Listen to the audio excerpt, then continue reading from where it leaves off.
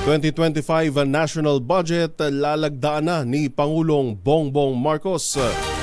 Balita mula sa Senado ni RH28, Lakay Raymond Dadpaas. Lakay Raymond. Matutuloy na ang paglagda ni Pangulong Bongbong Marcos sa 6.352 trillion pesos na 2025 national budget. Ito ay gaganapin sa December 30, 9:30 ng umaga sa Malacanang.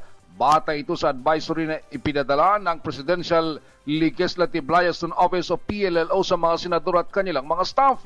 Kailangan lang maisumite ang confirmation ng kanilang attendance sa December 26, 2024. Bagamat limitado lamang ang maaring isama ng mga senador dahil sa kakulangan ng espasyo. Nauna ng kinansela ang dapat ay signing ng national budget noong December 20 dahil kailangan mo ng pag-aralan ng Malacanang kabuuan nito. Sa mga nakaraang araw ay masusi itong binusisi ng Pangulo kasama ng Office of the Executive Secretary, ang National Economic and Development Authority UNED at Department of Public Works and Highways o DPWH.